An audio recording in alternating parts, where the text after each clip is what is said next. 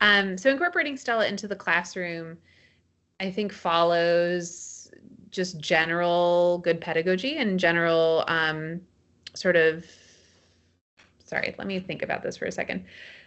So incorporating STELLA into the classroom uses regular classroom pedagogy.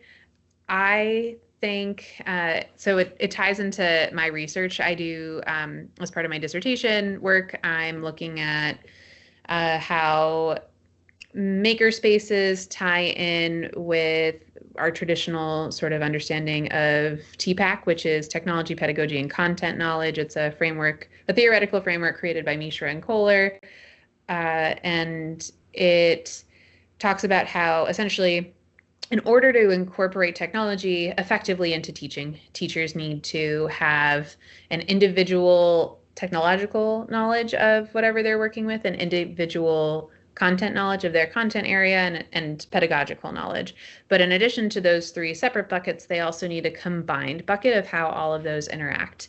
And so my work sort of extends that to makerspaces and knowledge of broadening access to STEM. And so my sort of thought is that they need those, that sort of combined knowledge, but they also need knowledge of how to get students into STEM, and they also have it all situated sort of in makerspace contexts. So teachers using these makerspace technologies in an effective way to sort of do all of the above. And I think that the STELLA and incorporating the STELLA into the classroom very much follows those sort of frameworks that that I just mentioned. It is something that to get teachers to use it, they really need an opportunity to play with it and think about how they would design for their own classrooms using STELLAs.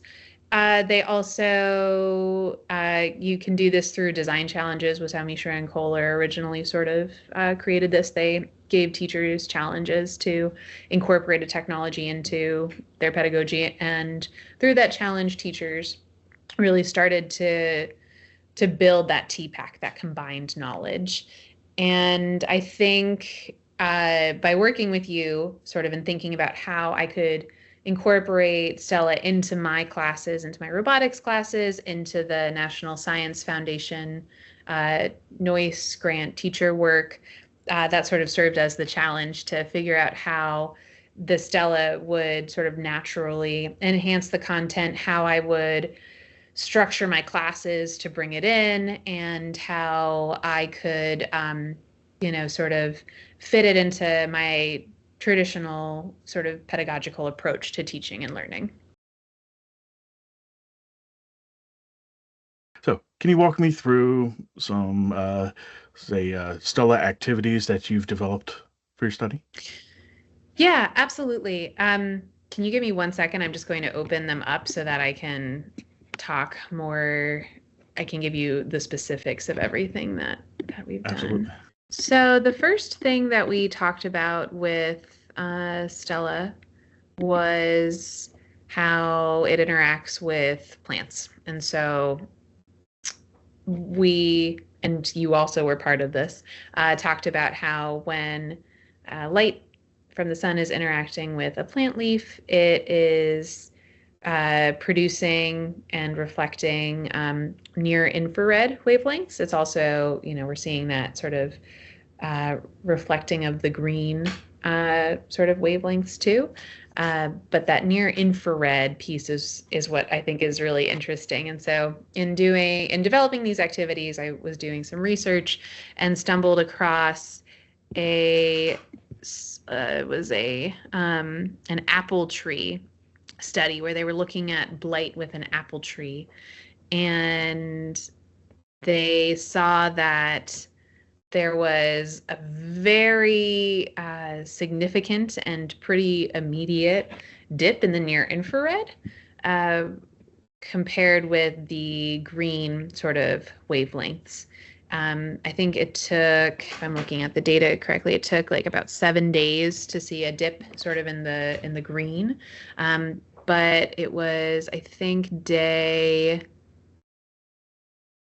what was that? They were starting to see sort of weird things happening with the near infrared after day one, which was really interesting. So that was sort of my first thought, was how can we bring those connections in? And so from there, I really, it's sort of a back and forth between hearing from you about what STELLA can do, and then also doing research into how STELLA can reinforce content and reinforce sort of important sort of takeaways that we want students to have. So the activities that we developed, and I'm still opening them up. I built slideshow on slideshow on slideshow. So the first activity was an activity on monitoring vegetation health. And so we know that access to nutritious food, impacts your ability to grow, but it also impacts your brain development. And we know that access to nutritious food early on can really make a difference in terms of IQ and sort of long-term health. And so if you don't have enough food in the first 1,000 days of your life, your brain may never reach its full potential, is sort of a takeaway from one of the podcasts that we listened to. We also know that in farming, it's something like 70% of water is used by farming. And of that 70%, 40% is lost to the environment due to poor irrigation. And so if we can better sort of target what needs water when, we can help reduce that sort of loss of water. Let's see. And so we used STELLA to collect data on plants, and we looked at reflectance, irradiance, and NDVI data to determine the health of the plant, and then sort of discussed that with our groups. And that was a nice introductory kind of activity to how to use the STELLA and the data viewer and all of those pieces in order to introduce teachers and students to the functionality of STELLA, while also sort of reinforcing some sort of biology content with that.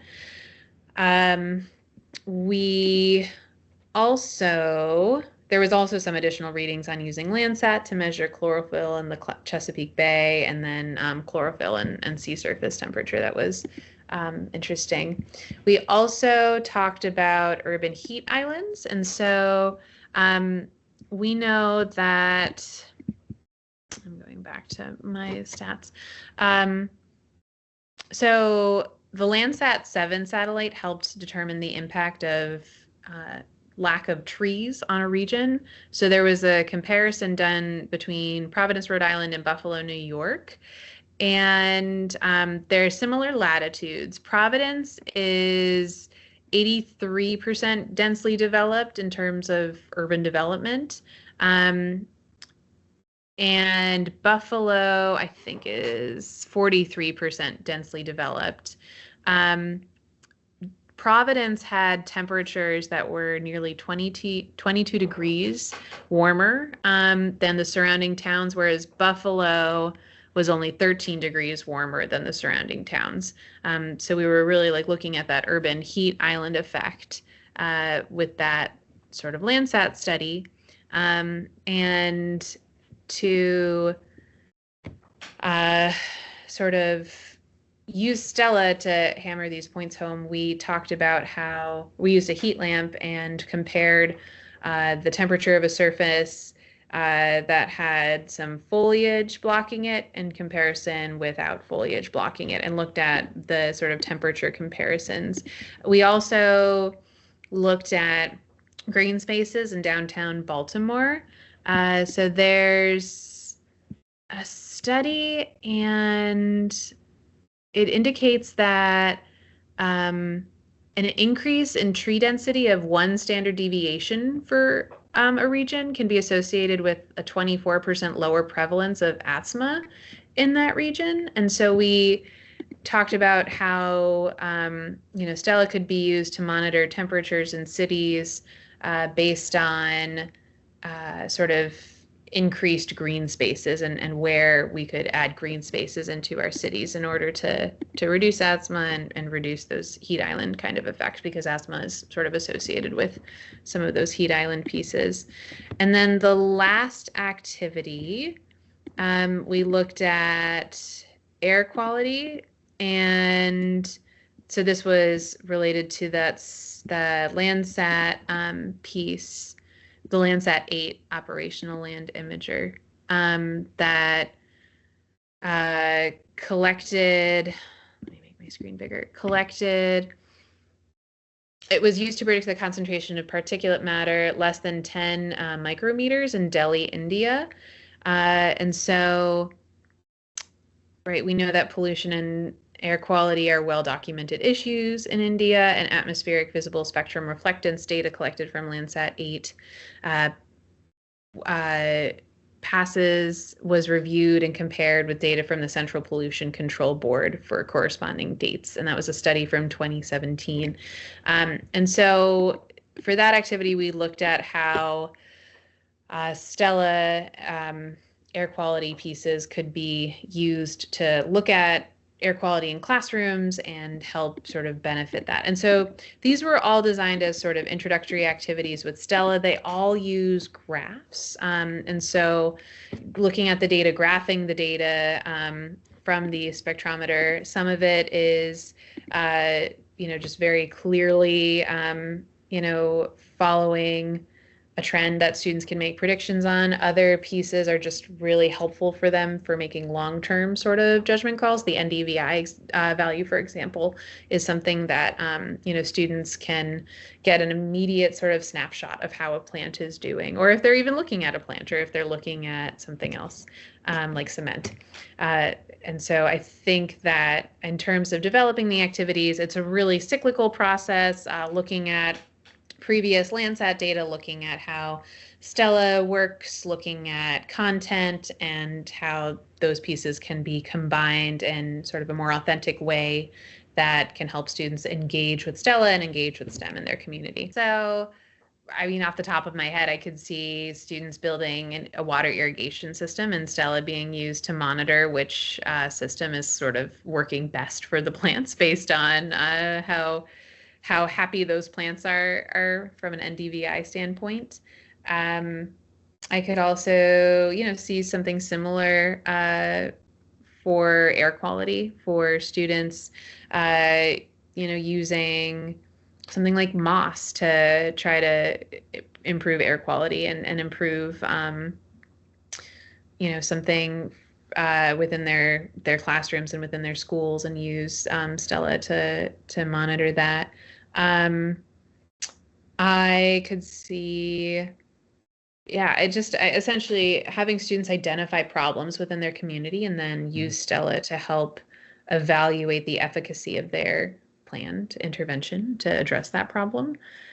And I could also see students using STELLA in conjunction with, sort of other digital fabrication kinds of pieces, like attaching a STELLA to a robot and using, designing a robot that would be able to go into sort of more extreme environments and then use the STELLA to take readings, that kind of a thing. And that, sort of mimics what we're doing with Mars rovers, which is a really cool, I think, connection for students to see. What do you hope teachers take away from using STELLA in their classrooms?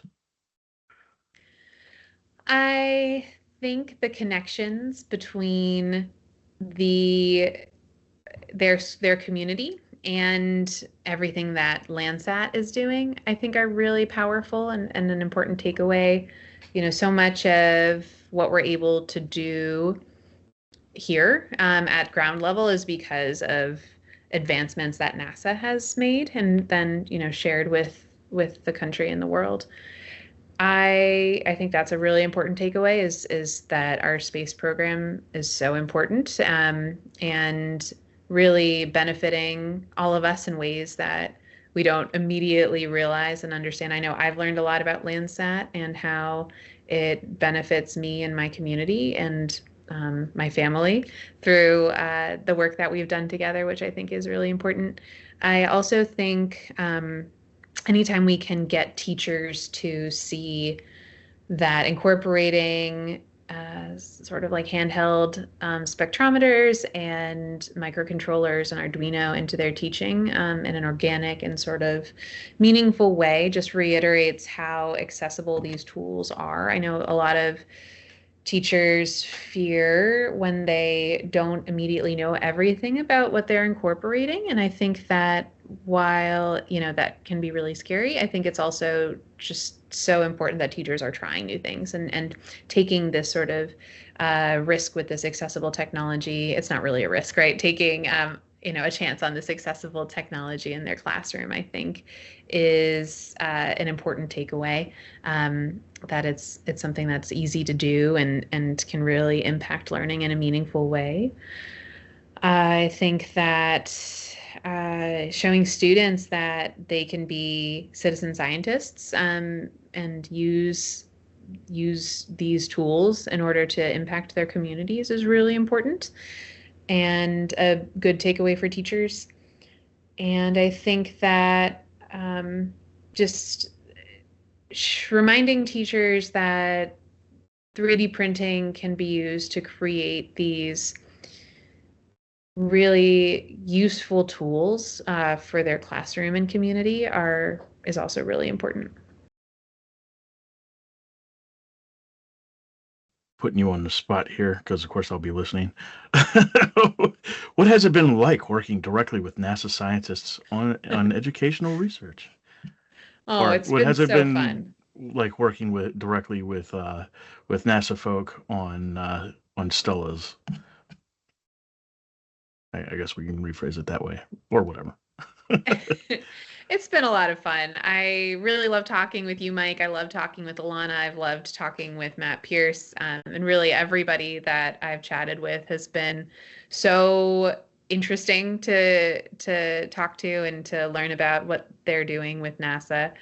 I have been just so appreciative of the time that you've just given so freely to help our teacher fellows at Towson learn about Landsat, learn about Stella, and I really appreciate you giving up, some of your weekend time to help us really learn more about everything that is happening with NASA. I feel like everyone has been so kind and so accessible and really helped us and our students learn whenever we ask, which I appreciate because I know I ask a lot. I appreciated you coming on Zoom to speak with my students about everything with NASA and Landsat and GIS. So thank you so much for that. It's been really wonderful to work with everyone.